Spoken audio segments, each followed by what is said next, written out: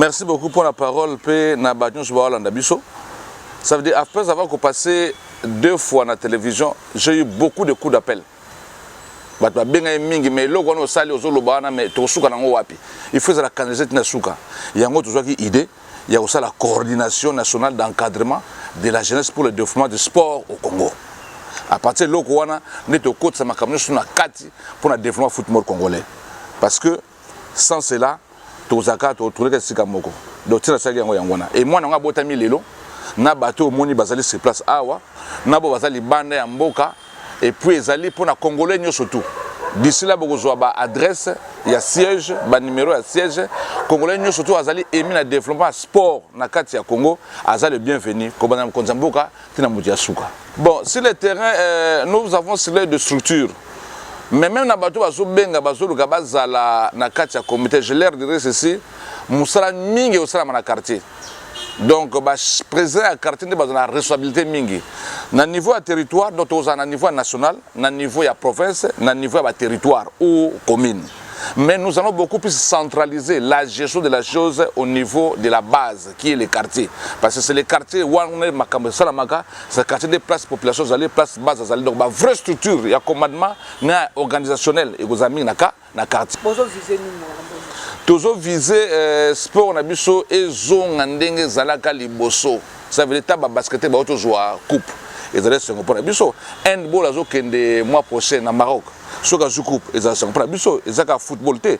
Mais zali que place nyo surtout RDC et ko tcha drapeau nango pour ça représenter ba tu vas sentir que RDC eza eloko makasi. Eza ponda olembate. Mais RDC eloko makasi ya makasi. Bon na bato ça marche mercredi bon. Eza démocratie hein. Mais moi je pense que il faut qu'on cible avant ça les camps. Na mon ami quand dimanche ba bimi ko ça marche de santé à 3 km mais moi ameli 5 aller le Kolomoka Ngulu à côté toi bimisi à côté de Minkoleka. Cela veut dire quoi? Ba donc ça la marche pour déstabiliser Constant Omari pour Alongwa. Moi je pense que le football est régi par les lois. Et ces lois-là, ils ne peuvent pas déboulonner Constant Omari parce que ba banang depuis que des Simbagaté. Au contraire, moi, je leur demanderai que la marche pour soutenir Constant Omari. Parce que le loi a élevé niveau Nabiso a comme vice-président de CAF. Donc, le président de CAF. Ou les gens qui ont déboulonné, non, tu encouragé, mais tu as les brèches. De façon à comprendre qu'à chaque fois que nous continuons, il est temps d'article la chose. Mais comme ça, la marche contre Constant Omari, pour aboutir à quoi? À rien. Et pour aboutir à leur moté.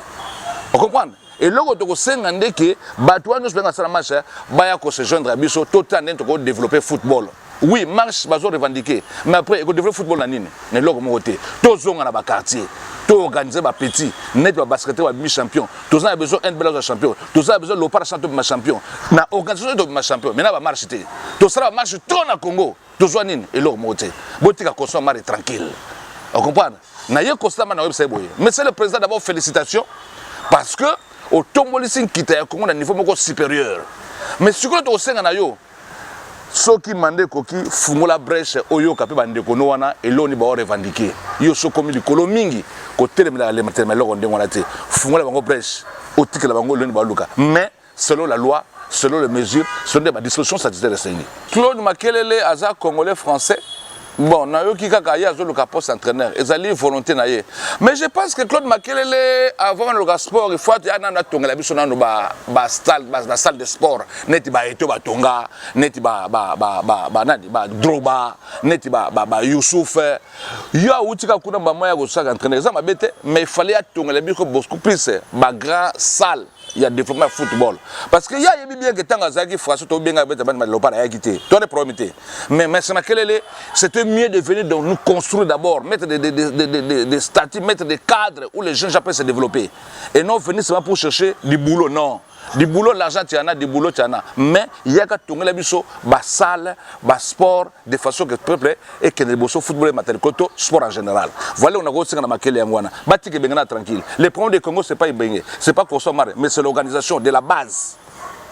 Il y a tout créé loco de façon que les Congolais surtout aya zonga tout réfléchir. Ba marche d'entraîneur, que le changer d'entraîneur, il va faire qu'on fasse rien, ça c'est déplacer la bouteille, mais il faut les fonds. Les fonds c'est l'organisation. Il y a toujours l'ingake na fin du mois na début septembre. poto banda o ya rentrée scolaire toujours le chef de l'état appelle sa première coup d'avoir. Il y a nini, il y a championnat interscolaire, il y a primaire, il y a secondaire, il y a humanité, il y a université, il y a quartier. Si on consomme pas ce coup d'avoir en septembre football tout le monde au Congo, tout le monde va marcher inutile parce que mission soit attention dans le quartier pour tout temps bana babeta balle, de babeta basket, babeta hand, babeta judo pour mboka kelbo liboso. Mutakele sous marche aux ati. Et alors tout zonga tout réfléchir, tout comme distraction la marche, on nini rien, tout y a tout réfléchir, ndinga tombola, sport na biso likolo. Boyeto boyete. Oui. Alors, coordination nationale d'encadrement de la jeunesse et de développement de sport au Congo, c'est Vandi. Nastakuto, M. Montero, Paul Montero, Anakatama Solo, Mohamed Ouamoko, Azakatama Solo, M. Bardou, Azakatama Solo, Maman Doudou Boy, Nakata France, Azakatama Solo, et la porte est ouverte à tout le monde, tout Congolais. Quand la minute est beaucoup, adresse, il y a siège, tout ça, contraction, n'a pas le numéro de téléphone pour nous tout Congolais, tout zone à la base, tout organiser football, tout tika makamba marche, tout tika makamba critique des titres, tout zone à la base, tout organiser football, football qui est le bon sport en général, Congo a toujours colo, tu sais que des trucs lombo, à Oumela, à sa pouvoir n'en solo, de façon que Mboka qui est le bosso. Et certes, na présent langai, na présent surtout, pour faire lire Antoine Tshisekedi, Maboko Pembe, tout continue dans bien.